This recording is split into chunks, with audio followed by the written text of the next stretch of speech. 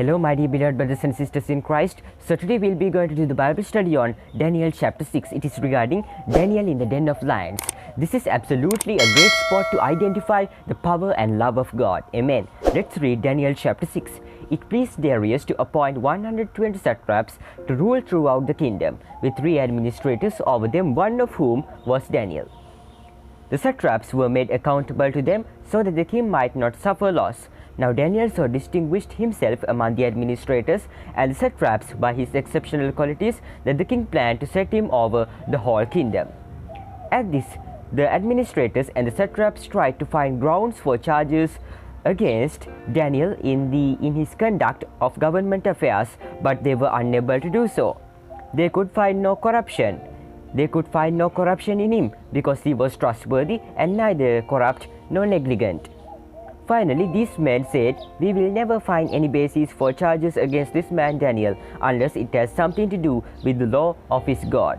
So the administrators and the satraps went as a group to the king and said, "O King Darius, live forever. The royal administrators, prefects, satraps, advisors, and governors have all agreed that the king should issue an edict and enforce the decree that anyone who prays to any god or man during the next 30 days, except to you, O king, shall be thrown into the lion's den. Now, O king, issue the decree and put it in writing so that it cannot be altered, in accordance with the laws of Medes and Persians, which cannot be repealed." So King Darius put the decree in writing. Now when Daniel learned that the decree had been published, he went home to his upstairs room where the windows opened toward Jerusalem. 3 times a day he got down on his knees and prayed, give thanks to his God, just as he had done before. Then these men went as a group and found Daniel praying and asking God for help. So they went to the king and spoke to him about his royal decree. "Did you not publish a decree that during the next 30 days, anyone who prays to any god or man except to you, O king, would be thrown into the lion's den?" The king answered, "The decree stands in accordance with the laws of the Medes and Persians, which cannot be repealed." Then they said to the king, "Daniel, who is one of the exiles from Judah, pays no attention to you, O king, or to the decree you put in writing.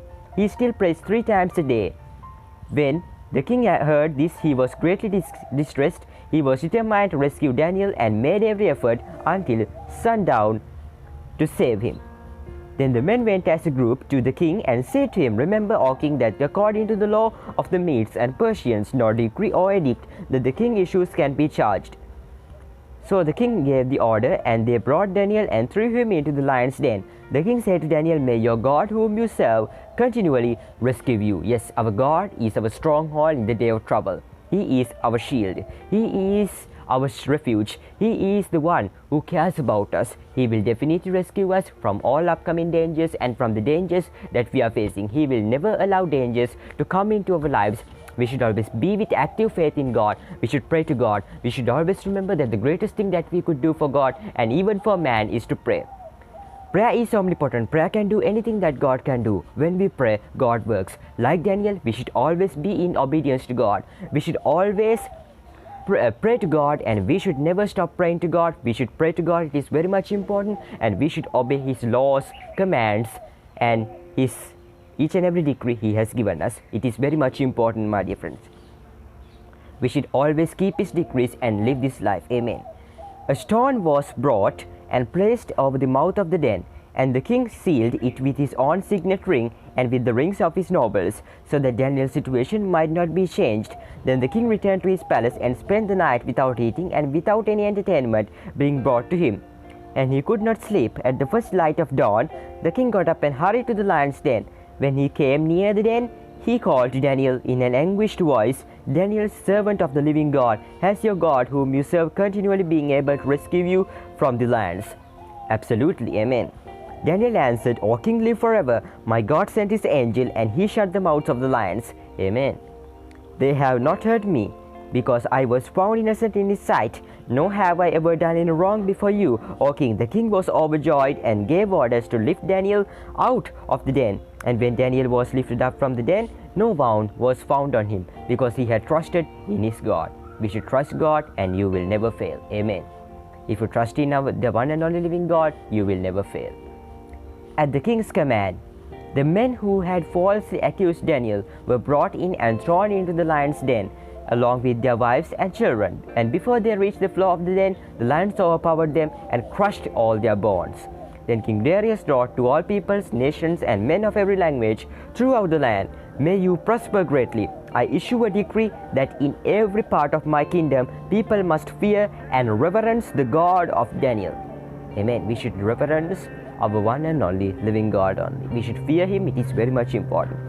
For He is the living God, and He endures forever. His kingdom will not be destroyed. His dominion will never end. He rescues and He saves. He performs signs and wonders in the heavens and on the earth. He has rescued Daniel from the power of the lions. So Daniel prospered during the reign of Darius and reign of Cyrus the Persian. So my dear friends, this chapter, the Daniel chapter 6, is also a very perfect spot. Is absolutely a very perfect spot to identify the power and love and greatness of God. Amen. By this you could understand He is the one and only living God, and He endures forever. His kingdom will never be destroyed, and His dominion will never end. He is the God who performs signs and wonders. He is the one who reveals mysteries. He could do anything. Amen. So my dear friends, if you have any questions regarding today's Bible study, feel free to comment down below and I will provide you with the answers. So my dear friends, if you enjoyed this video, make sure to smash that like button. As always, don't forget to like, share and subscribe, and I'll see you guys in the tomorrow's Bible study. May the grace of our Lord Jesus Christ be with you today, tomorrow, and always. May God bless you abundantly. Amen. I know gold is not enough.